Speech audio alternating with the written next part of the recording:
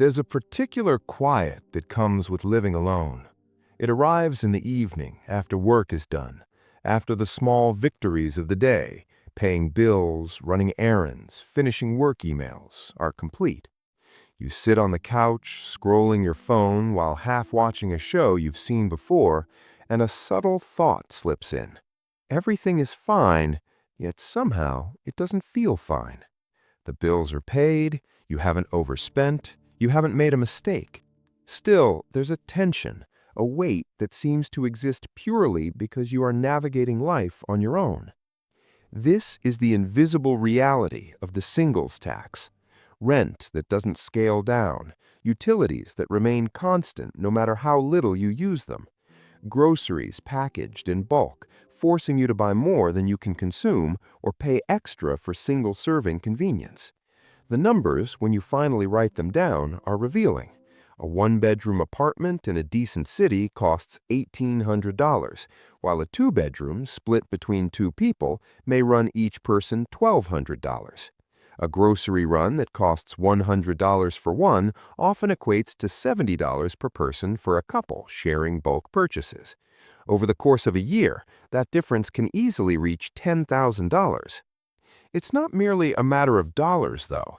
Every single expense is magnified. Every choice carries double the weight because there's no one else to share the load. Where a couple can absorb a surprise $2,000 car repair without disruption, you face the same bill alone, and suddenly momentum stalls.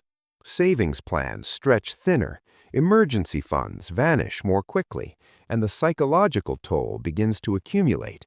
You are simultaneously the CFO, the operations manager, and the safety net of your own life.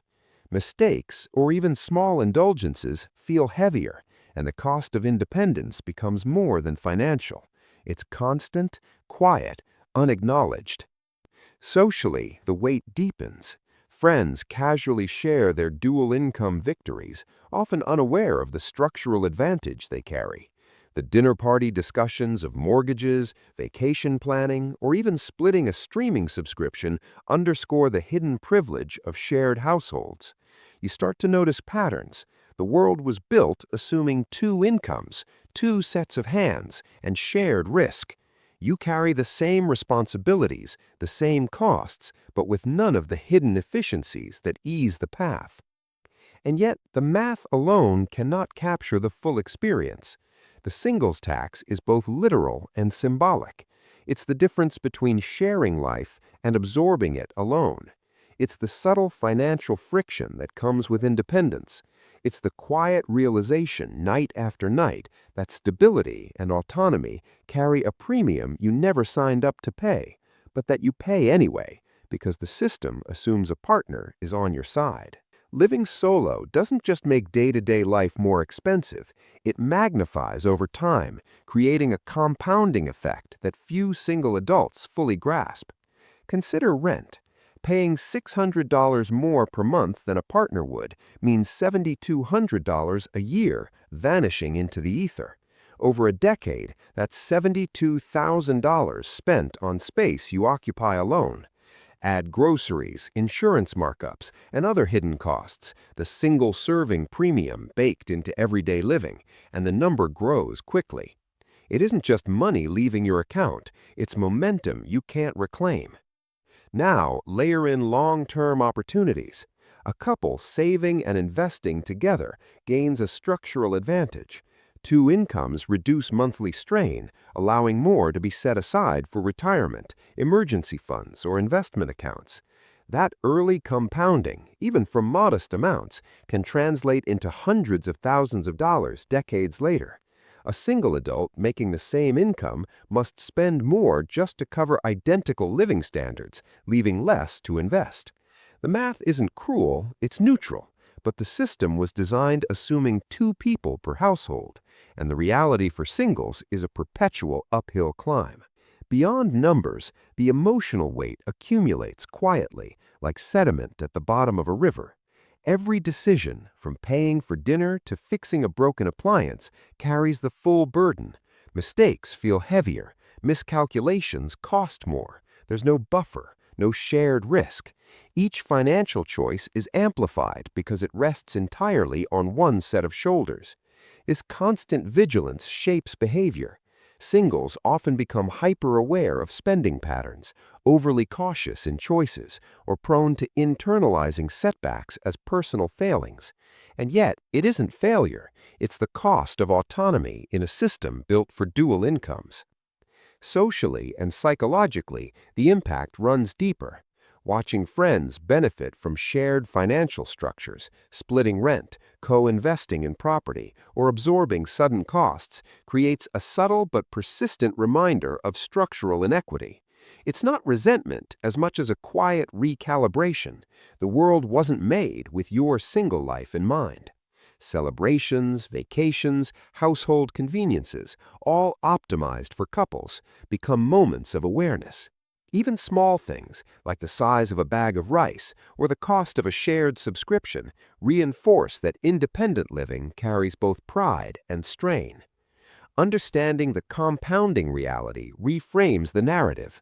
The singles tax is not just a monthly imbalance, it is a decades-long structural friction.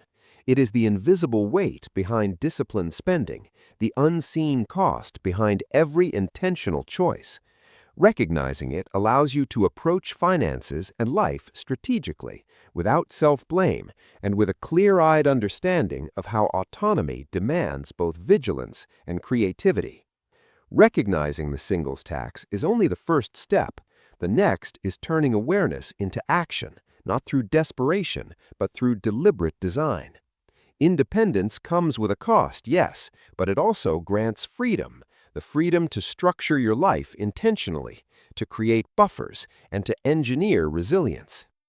One of the most powerful strategies is shared living without romantic entanglement. A financially responsible roommate or even a small co-op with friends can immediately reduce overhead. Splitting rent, utilities, and subscriptions allow you to reclaim hundreds of dollars monthly. Bulk purchases, family-sized grocery bundles suddenly become accessible without waste, and fixed costs shrink while lifestyle quality remains the same. You aren't compromising autonomy, you are creating an economy of scale where none existed before. Beyond housing, financial intentionality is essential. Emergency funds are your backup person. For single adults, a 3-month cushion may not suffice. Aiming higher protects you from unexpected expenses and preserves momentum toward long-term goals. Investment discipline matters too. Even modest contributions, compounded over years, can offset the structural advantage dual-income households enjoy. The key is starting now, even if the amounts feel small. The time value of money is a single adult's hidden ally. Finally, mindset reframing transforms the emotional burden into agency. Being single is not a deficit, it is a landscape you can engineer. Autonomy carries responsibility, but responsibility is power. Each decision you make, every saved dollar, every boundary enforced, every system you optimize is evidence of mastery. Quiet evenings alone are no longer a reminder of what's missing, but proof of what you are capable of, building stability, independence, and a life structured on your terms. Navigating the singles tax is less about lamenting the system and more about thriving within it. By combining tactical measures, shared housing, bulk buying, deliberate financial buffers with intentional mindset work, single adults can convert structural disadvantage into a canvas for agency. You may never replicate the efficiencies of a dual-income household entirely, but you can craft a life of autonomy, resilience, and freedom. In doing so, you stop paying the invisible penalty of single life, not because the world changes, but because you have chosen to work smarter, live intentionally, and define stability on your own terms.